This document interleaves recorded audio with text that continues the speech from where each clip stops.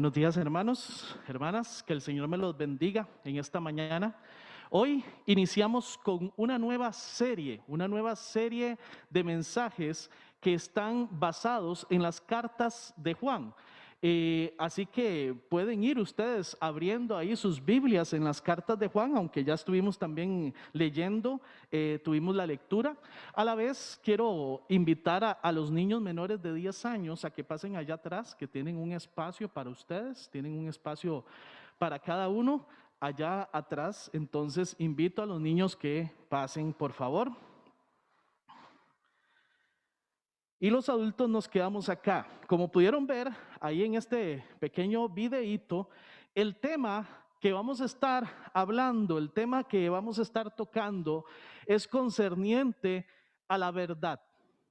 Y dice por ahí, la verdad no peca, pero es... ¿Cómo es la verdad?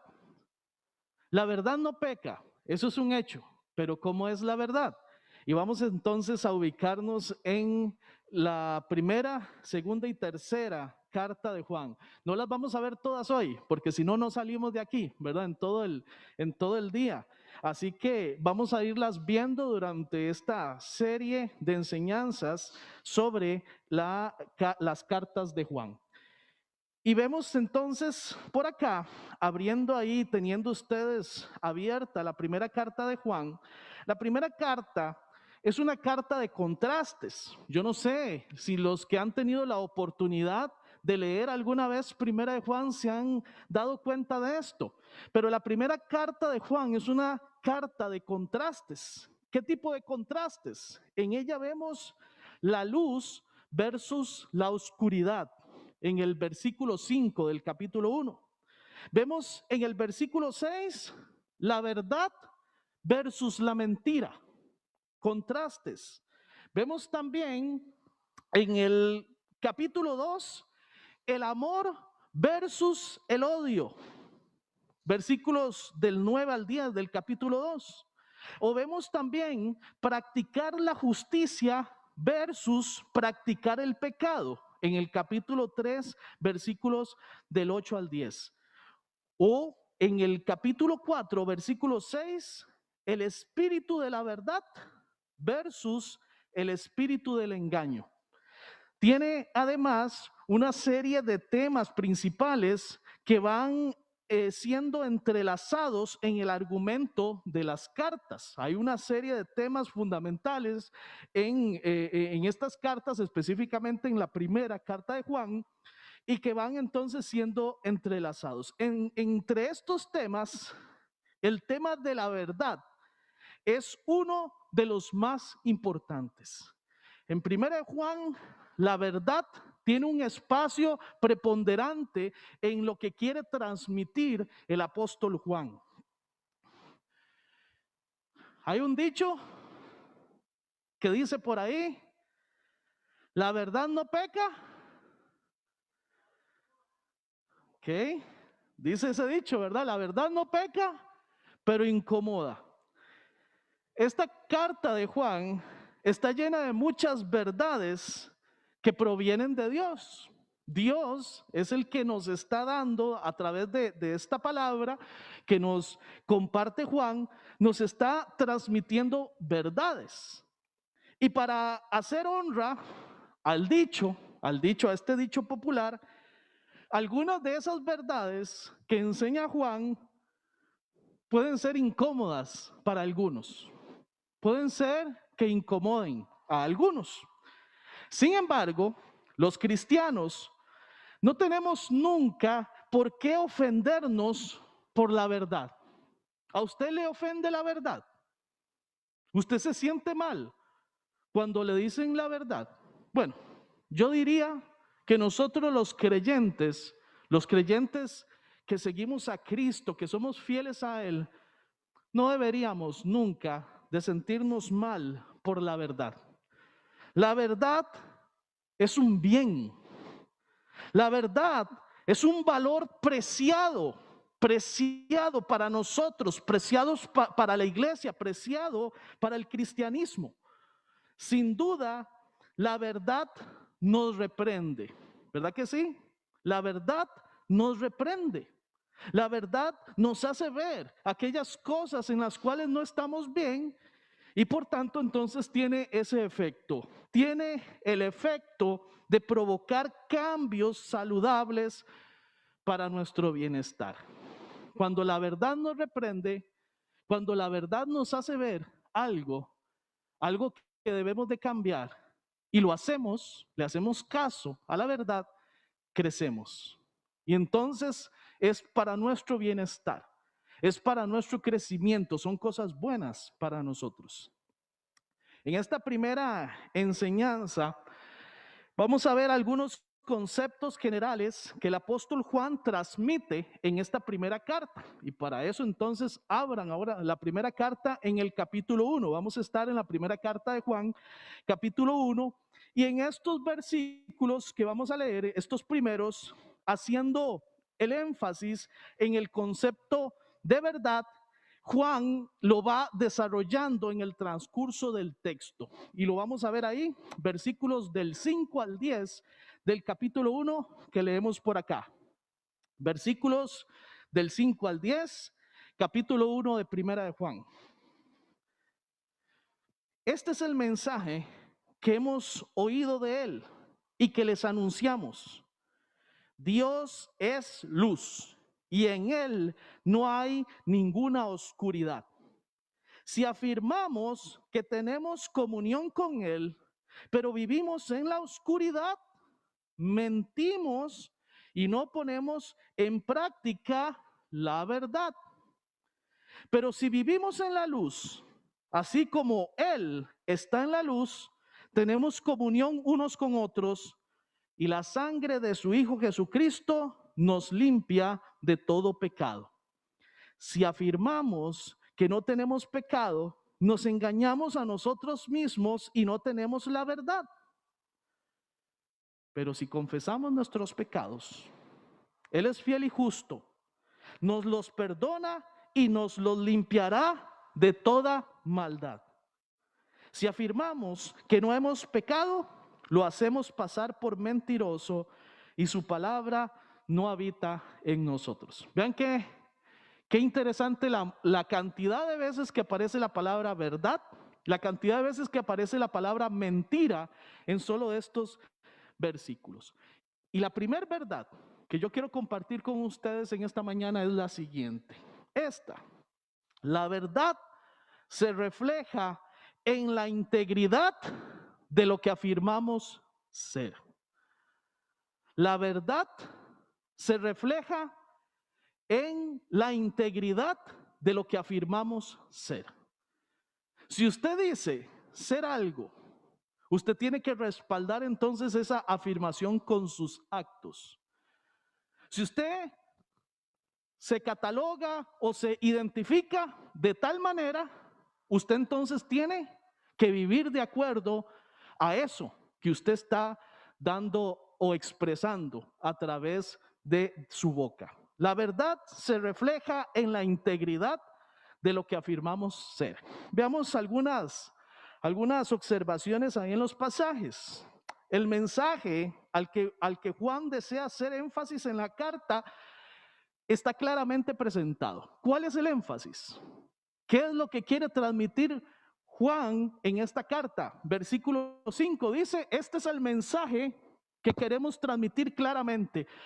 Quiero, por favor, ustedes a los cuales les estoy escribiendo esta carta, que entiendan claramente el mensaje. Y el mensaje es, Dios es luz y en él no hay ninguna oscuridad.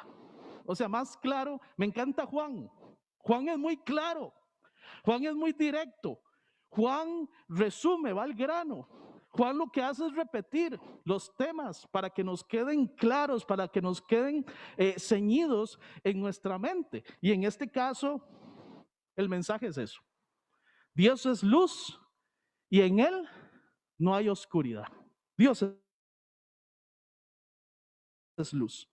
Además, el apóstol confronta a sus destinatarios haciéndoles reflexionar sobre el cuidado que se debe tener al hacer afirmaciones concernientes a su comunión con Dios.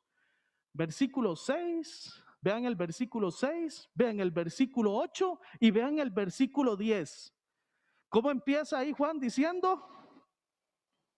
Versículo 6, por ejemplo, dice, si afirmamos, y algo parecido dice el versículo 8 y algo parecido dice el versículo 10. Ahora, entonces, ¿cuáles son esas afirmaciones? Específicamente, son 3 afirmaciones con las que se debe tener cuidado. La primera, afirmar que se tiene comunión con Dios, pero vivir en oscuridad. El que afirma que tiene comunión con Dios, pero vive en oscuridad, Juan dice que es un mentiroso. Es un mentiroso. El que afirma que tiene comunión con Dios, pero vive en oscuridad, olvídese, mentiroso. Eso es lo que dice Juan.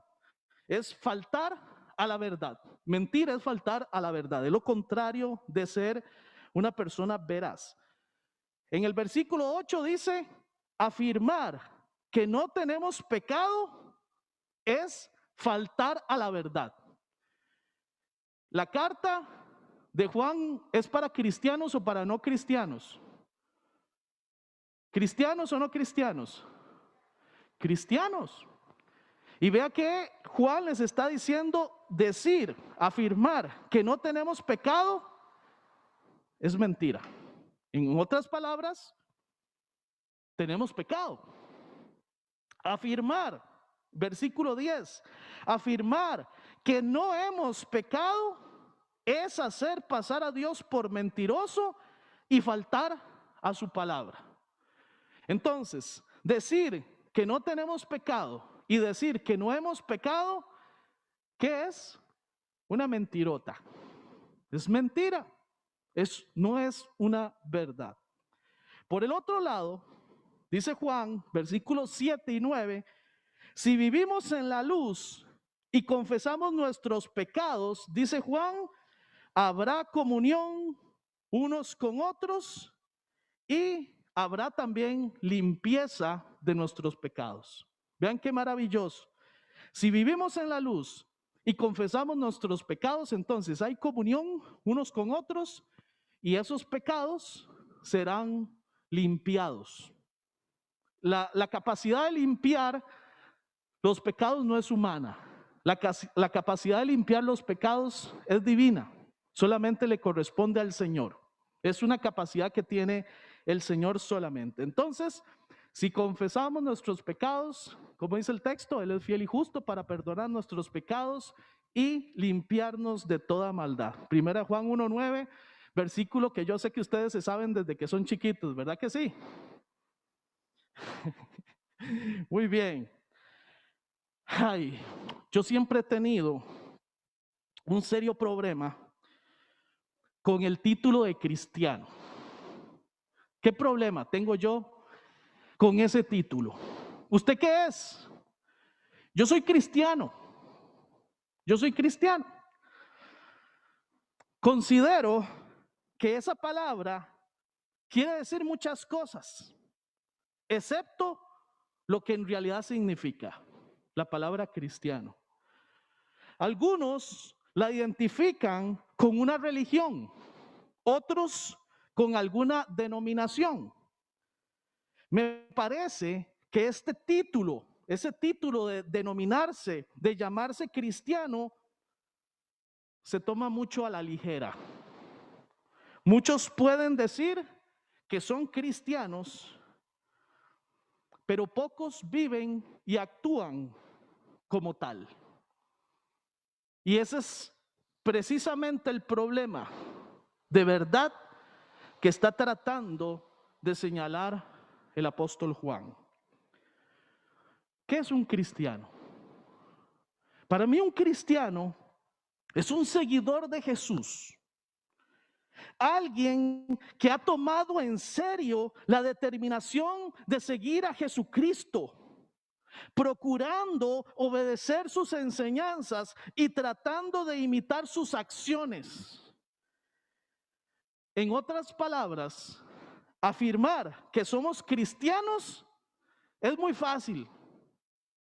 Decir que uno es cristiano es muy sencillo, es muy fácil. Pero vivir según los requisitos para este honor no lo es tanto. No es tanto, no es tan fácil. Es mentira cuando alguien dice tener comunión con Dios y su forma de vida refleja lo contrario. Eso es una mentira. Juan en estas cartas hace una diferencia entre pecar y practicar el pecado, y tal vez ahí hay que aclararlo, lo vamos a ir aclarando de una mejor forma mientras nos vamos adentrando a Primera de Juan, pero debemos de entender que el apóstol hace una diferencia, hay una diferencia entre pecar y practicar el pecado. Existe una diferencia. Los cristianos verdaderos pecamos y tenemos pecado. Los cristianos verdaderos, sí, pecamos. Porque dice Juan, si decimos que no tenemos o que no hemos pecado, ¿qué somos? Mentirosos. Así que nosotros pecamos. Pero no hacemos del pecado una forma de vida. El pecado no es una forma de vida. Lo que significa practicar el pecado es convertir el pecado en una manera de vivir. Constantemente. Una cosa es que usted diga una mentira, que se percate de que dijo una mentira, que se sienta mal por haber dicho esa mentira y que le pida perdón al Señor. ¿Cómo dice entonces Juan? Seremos perdonados si confesamos. Eso es una cosa. Pero otra es que toda su vida sea una gran mentira. Que las personas ya no le crean nada de lo que dice y que a usted le valga lo que las personas piensen. Eso es practicar el pecado. Si la mentira es parte de su vida diaria y que usted no siente remordimiento por mentir, más bien dice, híjole, me salí como los grandes de esta. La mentira es una forma de vida. Ha hecho usted de la mentira una práctica. Y eso es la diferencia. Y no sentir remordimiento, no sentir arrepentimiento de vivir y de actuar de esa manera. Y así, póngale usted cualquier otro tipo de pecado. Cualquier otro tipo de pecado. La verdad es que los creyentes también tenemos y hemos pecado. Pero el pecado no es la regla, sino la excepción. El pecado nos hace sentir mal. Nos arrepentimos del mismo. Lo confesamos y le pedimos perdón al Señor. Y como dice acá el texto, por su lado, Él es fiel y justo, nos perdona y nos limpiará de toda maldad. Esa es la diferencia entre pecar, que hace el cristiano, y practicar el pecado, que hace el que no ha entendido el asunto de ser cristiano. Al creer en un Dios que es luz, nosotros también debemos reflejar esa luz. Nosotros tenemos que reflejar esa luz. Nosotros reflejamos esa luz. Jesús dijo, ustedes son la luz del mundo. Una ciudad en lo alto de una colina no puede esconderse, ni se enciende una lámpara para cubrirla con un cajón. Por el contrario, se pone en la repisa para que alumbre a todos los que están en la casa. Hagan brillar su luz delante de todos, para que ellos puedan ver las buenas obras de ustedes y alaben al Padre que está en el cielo. Mateo 5, del 14 al 16. Vosotros sois la luz del mundo. ¿Ves? Ahí es donde yo espero. Eso. Vosotros sois la luz del mundo. y reflejan la luz de Dios. Hay que reflejar la luz del Señor. Es la primera verdad que yo veo acá. Tenemos que ser íntegros cuando afirmamos algo. Si somos cristianos y decimos que somos cristianos, tenemos que actuar como tales. Esa es una verdad que debemos entonces entender. La segunda se encuentra en los versículos del 1 al 6, que dicen lo siguiente, versículos del 1 al 6 del capítulo 2. Nos saltamos al capítulo 2 y leemos los versículos del 1 al 6 que dicen: mis queridos hijos, les escribo estas cosas para que no pequen. Pero si alguno peca, tenemos al Padre, ante el Padre, a un intercesor, a Jesucristo el justo. Él es el sacrificio por el perdón de nuestros pecados, y no solo por los nuestros, sino por los de todo el mundo. ¿Cómo sabemos si hemos llegado a conocer a Dios? Si obedecemos sus mandamientos. El que afirma, lo conozco, pero no obedece sus mandamientos, es un mentiroso y no tiene la verdad. En cambio, el amor de Dios se manifiesta plenamente en la vida del que obedece su palabra. De este modo sabemos que estamos unidos a Él. El que afirma que permanece en Él debe vivir como Él vivió. La verdad se refleja en una vida que obedece la palabra de Dios. La verdad se refleja en una vida que obedece la palabra de Dios. Sencillo, ¿verdad? Más claro no puede estar en estos versículos de Juan. Pero para poder fijar más estas enseñanzas, veamos esos dos primeros versículos del capítulo 2, ahí en esa carta. Yo creo que esos dos primeros versículos del capítulo 2 van más con los últimos versículos del capítulo 1. ¿No le parece a usted? El apóstol acostumbra introducir un nuevo tema haciendo conexión con el anterior. Juan manifiesta más atrás en el capítulo 1, versículo 4, Juan dice lo siguiente: les escribimos estas cosas para que nuestra alegría sea completa. Pero ahora, aquí en el capítulo 2, en el versículo 1, Juan dice: les escribo estas cosas para que no pequen. Siempre un texto bíblico evidencia varios propósitos que el autor desea alcanzar. Aquí estamos viendo de forma gramatical que el autor Juan quiere alcanzar varias cosas. Quiere verlos a ellos felices, digámoslo de esa manera, y quiere también de que ellos no pequen. Aquí, en esos versículos que leímos del 1 al 2, la solución para el pecado, tanto del creyente como para todo el mundo, está en el primer caso en la intercesión de Jesús delante del Padre. Y esa es la solución. Si usted peca y usted es creyente verdadero, no se preocupe. Ahí tenemos a Jesucristo el justo intercediendo. Confiese su pecado y Él lo perdona. Y hay un perdón, digámoslo así, universal también para los que no son creyentes.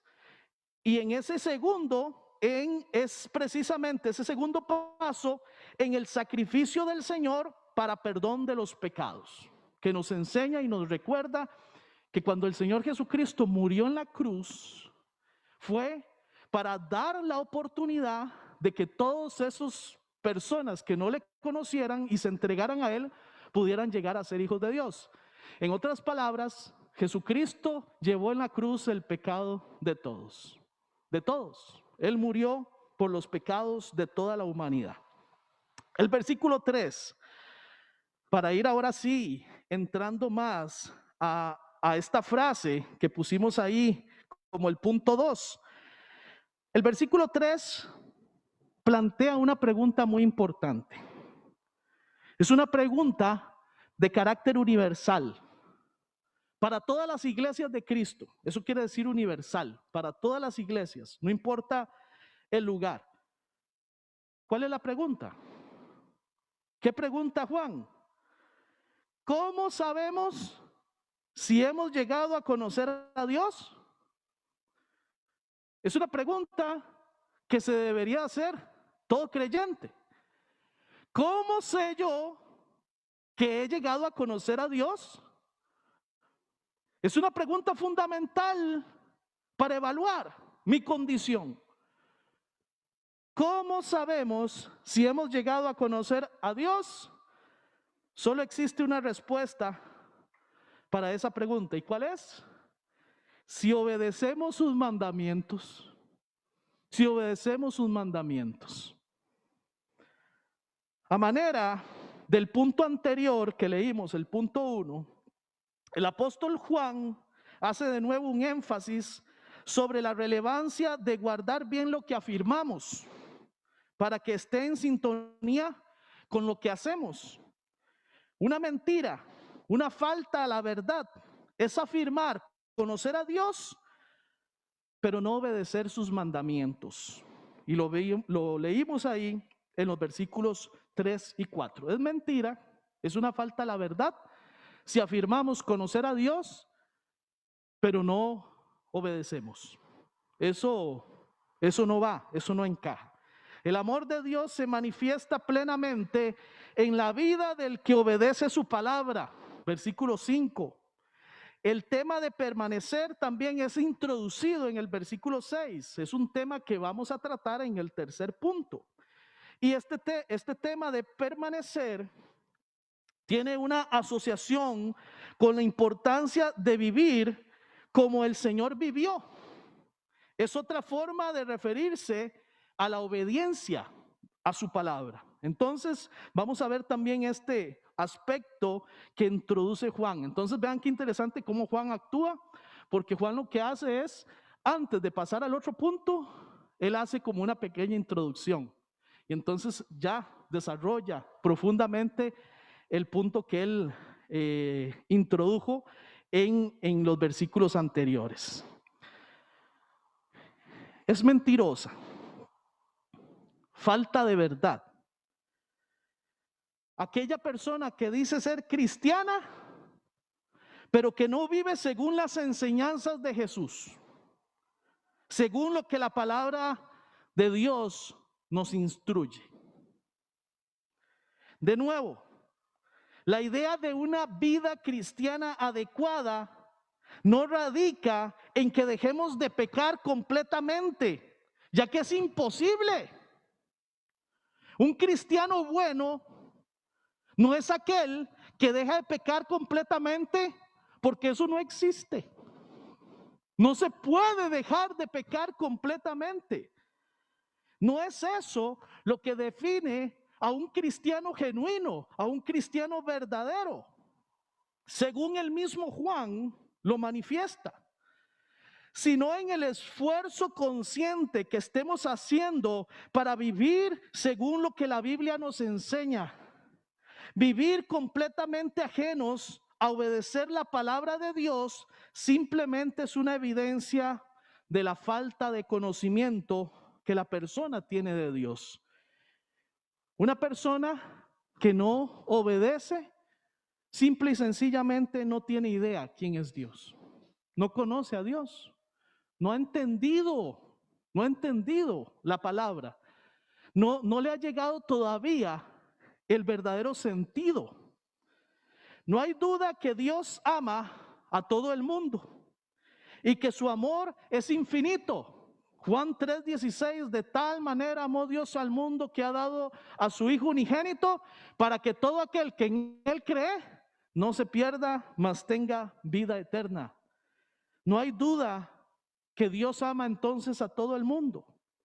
Pero la única manera de experimentar completamente el amor de Dios en nuestras vidas es viviendo como Jesús vivió. Es imitando a Jesús, viviendo según las enseñanzas de Cristo. La existencia del Señor Jesucristo evidenciaba principios fundamentales como normas de vida. el más importante lo podemos admitir en el siguiente punto. El principio de vida más importante y fundamental para el cristianismo es este. Y lo leemos ahí en los versículos del 7 al 11 del capítulo 2. Leemos. Primera de Juan 2, versículos del 7 al 11. Queridos hermanos, lo que les escribo no es un mandamiento nuevo, sino uno antiguo que han tenido desde el principio.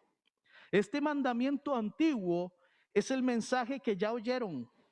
Por otra parte, lo que les escribo es un mandamiento nuevo, cuya verdad se manifiesta tanto en la vida de Cristo como en la de ustedes, porque la oscuridad se va desvaneciendo y ya brilla la luz verdadera.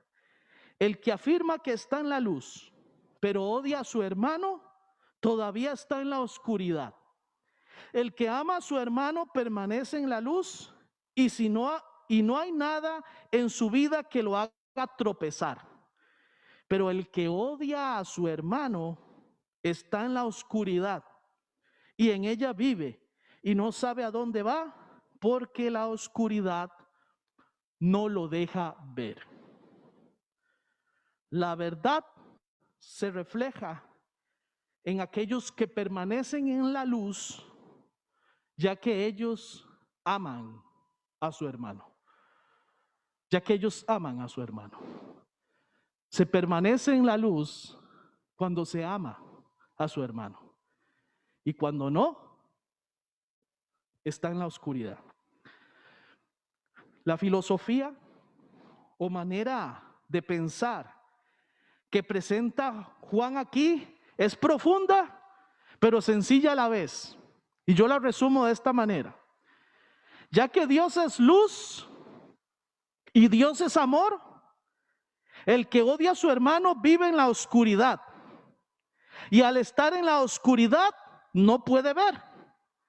Mientras que el que ama a su hermano permanece en la luz, puede ver y no hay nada en su vida que lo haga tropezar. Así resumo yo el pensamiento de Juan. Profundo, sencillo digo yo, pero profundo. Hay que reflexionarlo. El mandamiento más probable al que se refiere Juan en estos versículos y que no deja de ser antiguo y nuevo a la vez, es el famoso mandamiento de Juan capítulo 13, versículos del 34 al 35. Cuando Jesús dijo, este mandamiento nuevo les doy, que se amen los unos a los otros, así como yo los he amado, también ustedes deben amarse los unos a los otros. De este modo, todos sabrán que sois mis discípulos si se aman los unos a los otros. O sea, el mandamiento es el mismo. Es el mandamiento de toda la vida. Es el fundamento del cristianismo. El amor. El amor. De nuevo, Juan expone una peligrosa contradicción. No es posible afirmar estar en la luz si se odia a su hermano.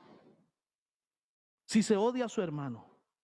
Solo el que ama a su hermano permanece en la luz. Alguien que odia a su hermano está en la oscuridad y en ella vive y no sabe a dónde va porque la oscuridad no lo deja ver.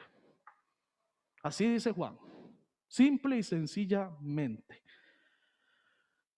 Amar es y será por siempre el distintivo del cristianismo.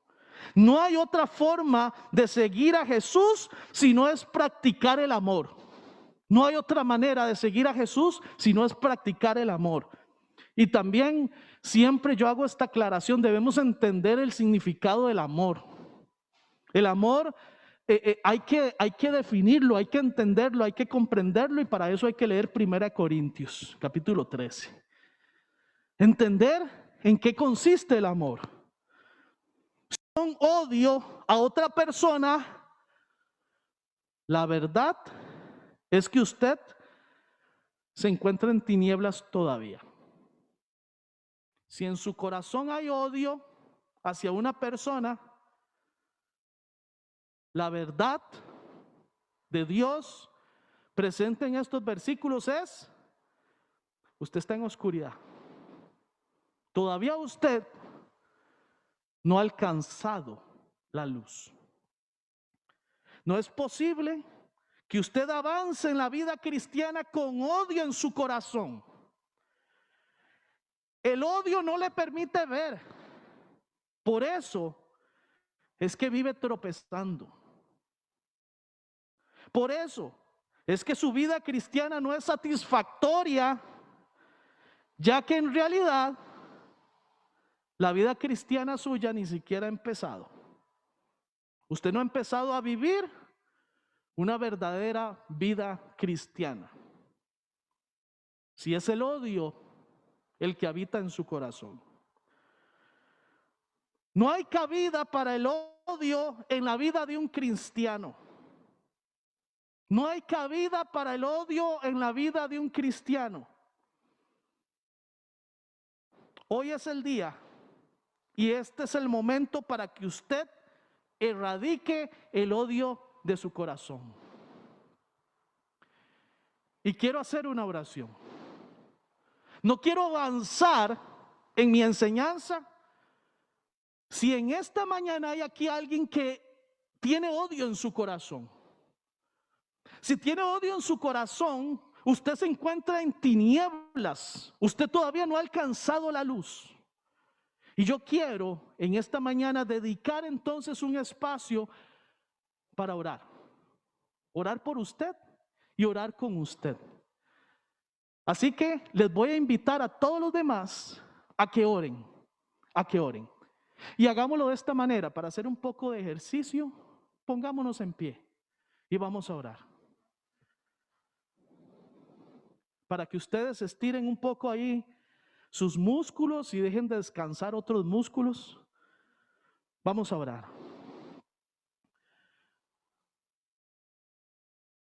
Padre, estás con nosotros en esta mañana acá.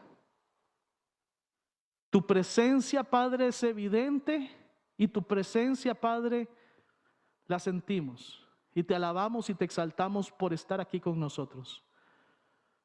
Queremos en esta mañana, mi Señor, detenernos un momento y reflexionar en nuestro corazón para ver si en él hay odio.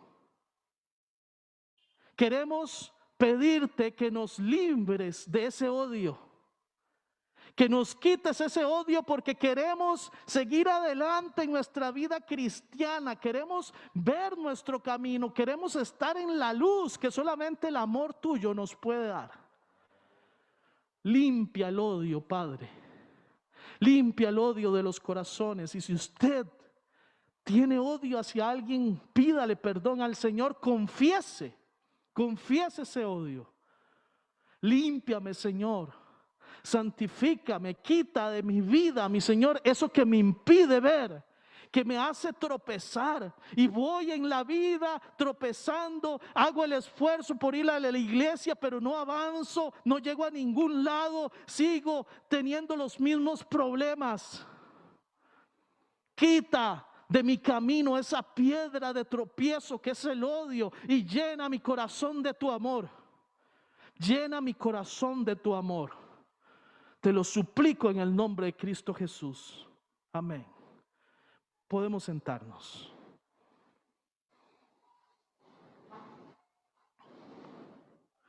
Como cuarto punto, quiero compartir con ustedes los versículos del 18 al 29 del capítulo 2, que dice así: queridos hijos, esta es la hora final, y así como ustedes oyeron que el anticristo vendría, muchos son los anticristos que han surgido ya. Por eso nos damos cuenta de que esta es la hora final. Aunque salieron de entre nosotros, en realidad no eran de los nuestros. Si lo hubieran sido, se habrían quedado con nosotros. Su salida sirvió para comprobar que ninguno de ellos era de los nuestros. Todos ustedes, en cambio, han recibido unción del Santo, de manera que conocen la verdad. No les escribo porque ignoren la verdad, sino porque la conocen y porque ninguna mentira procede de la verdad. ¿Quién es el mentiroso sino el que niega que Jesús es el Cristo? Es el anticristo, el que niega al Padre y al Hijo. Todo el que niega al Hijo no tiene al Padre, el que reconoce al Hijo tiene también al Padre. Permanezca en ustedes lo que han oído desde el principio, y así ustedes permanecerán también en el Hijo y en el Padre. Esta es la promesa que Él nos dio, la vida eterna. Estas cosas les escribo acerca de los que procuran engañarlos. En cuanto a ustedes, la unción que de Él recibieron permanece en ustedes y no necesitan que nadie les enseñe. Esa unción es auténtica, no es falsa, y les enseña todas las cosas. Permanezcan en Él tal y como Él les enseñó. Y ahora, queridos hijos, permanezcamos en Él para que cuando se manifieste podamos presentarnos ante Él confiadamente, seguros de no ser avergonzados en su venida. Si reconocen que Jesucristo es justo, reconozcan también que todo el que practica la justicia ha nacido de Él. La verdad se refleja en aquellos que logran permanecer en Él. Es la única forma de ver a un creyente genuino, aquel que permanece en Cristo. La hora final se da a conocer por la aparición de los anticristos, versículo 18. ¿De dónde salieron los anticristos? ¿Qué evidencia a un anticristo? O sea, ¿cómo podemos reconocer a un anticristo? Ahí Juan lo dice. Salieron de la misma iglesia. Salieron de la misma iglesia. ¿Y cómo se evidencian? Pues no se quedaron en la iglesia, se fueron. Su salida sirvió para comprobar que ninguno de ellos era de los nuestros, dice Juan en el versículo 19. Un anticristo es el que niega al Padre y al Hijo. Es un mentiroso, no tiene al Padre ni al Hijo. Procuran engañar a los creyentes. Leímos en los versículos 22, 23 y 26. Permanecer es la palabra clave en estos versículos. Es lo que diferencia a un verdadero creyente de un anticristo.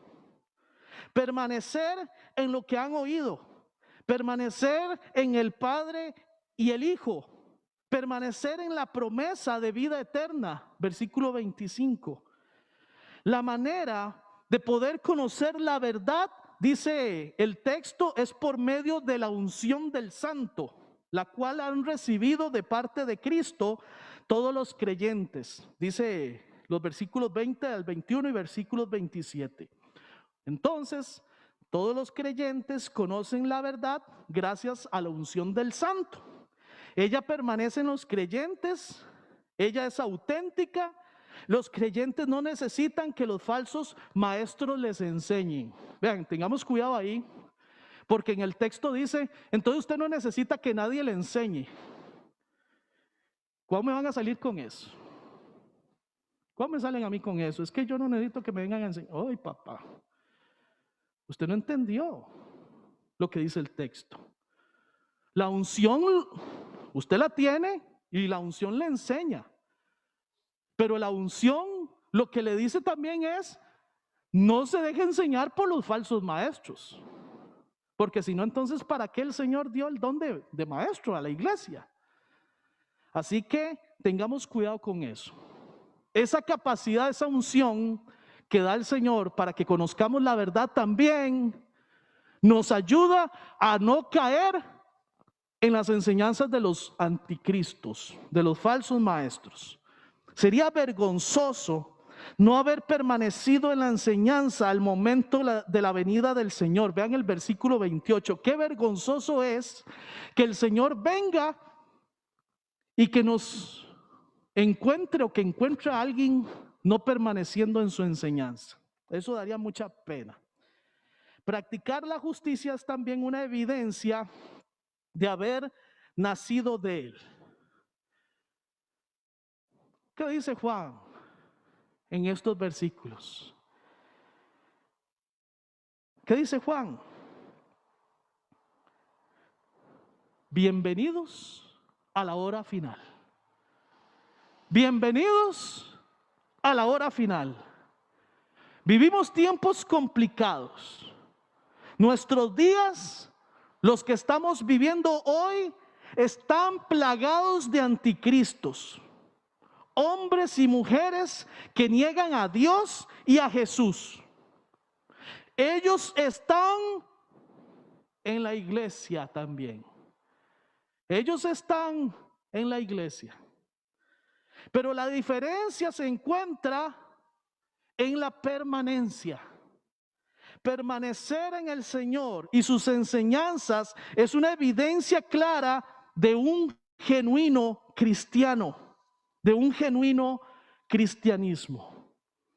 Un cristiano verdadero no cambia las doctrinas fundamentales de la fe. Tiene la capacidad para discernir cuando alguien intenta venderle gato por liebre. Al contar con la unción del Santo, tiene la capacidad para discriminar lo verdadero de lo falso. Puedo afirmar que aparte del amor, no existe otra evidencia más contundente que la permanencia o perseverancia para identificar a un genuino cristiano. Después del amor, que es lo primero, porque en esto conocerán todos que sois mis discípulos, la otra forma de identificar a un verdadero cristiano es aquel que permanece. Es la única manera. Y para fortalecer lo que les estoy diciendo, el apóstol Juan, me puse de acuerdo con él y él escribió esto: todo el que se descarría y no permanece en la enseñanza de Cristo, no tiene a Dios. El que permanece en la enseñanza sí tiene al Padre y al Hijo. Y este pasaje desentraña un montón de misterios de las iglesias. Si usted le pone atención y estudia este pasaje, va a descubrir un montón de cosas. Ay, con razón, con razón, con razón. Porque la Biblia es muy clara que ancho es el camino que conduce a la perdición y que muchos van por ese camino, pero que angosto es el camino que conduce a la salvación y son muy pocos los que entran. Yo me imagino un embudo. Yo me imagino una manga. Ustedes saben qué es una manga. Ahora me van a decir que es una fruta grandota así. No, no, no. La manga por donde entran el ganado a un camión. Eso es una manga. También, bueno, la otra también es una manga, ¿verdad? Me imagino que si tiene hambre, lo primero que pensó fue en una manga con sal bien dulcita, ¿verdad? Me imagino. Pero una manga es un lugar en donde está el ganado y después por un pequeño pasadizo, ese ganado es llevado a un camión. Se le conoce como la manga, una manga. Yo me imagino al camino del cristianismo así. Son muy pocos los que llegan a entender el cristianismo genuino. Son muy pocos los que llegan a transitar por ese camino que lleva a la salvación. Es muy triste, ¿verdad? Es muy triste. Pero que eso nos ayude a reflexionar. Que eso nos ayude a evaluar si yo estoy cumpliendo con los requisitos para esa trayectoria de ese camino. Si una pandemia te impide permanecer en la iglesia de Cristo, no sobra una buena revisión de los valores que sustentan su fe. Nunca falta una buena revisión. Quiero terminar de esta manera. La verdad nunca peca. La verdad nunca peca. Pero es una realidad que, si usted afirma ser cristiano, debe por tanto comportarse como tal. No existen cristianos de nombre. Simplemente hay cristianos y no cristianos. La verdad nunca peca, pero es una realidad que no es posible ser cristiano sin que exista obediencia a la palabra de Dios. Igualmente, al caso anterior, no existen cristianos desobedientes, sino simpatizantes al cristianismo que todavía no han dado el paso definitivo de conversión. La verdad nunca peca, pero es una realidad que alguien que odia a otro no es todavía hijo de Dios. No existen cristianos que odian. Así de sencillo, cristianismo y odio no son compatibles, pero el amor tiene la capacidad de cubrir multitud de pecados, dice 1 Pedro 4:8. La verdad nunca peca, pero es una realidad que si una persona que dice ser cristiana no permanece o persevera en la doctrina de Cristo, no es genuino cristiano, no es genuina cristiana, ya que no existen cristianos sin perseverancia. No existen cristianos sin perseverancia. Ayúdanos, Señor. Ayúdanos a entender tu verdad. Ayúdanos a aceptar tu verdad y ayúdanos a vivir en función de esa verdad. En el nombre de Jesús te lo pedimos. Amén.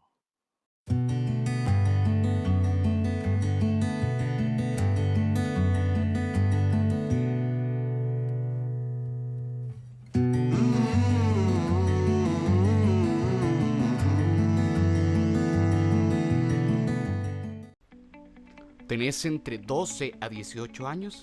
Te esperamos en la Socie de El Betel, sábados a las 3:30 p.m. Cerca y personal, todos los sábados a las 6 p.m. Nos conectamos vía Zoom.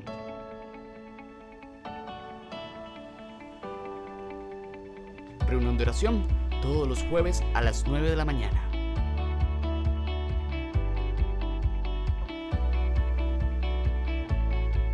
Servicio dominical, 10 de la mañana, Iglesia El Betel en Llorente de Tibás. Además, transmisión vía Facebook Live. Células virtuales, durante el mes de mayo a las 7 p.m.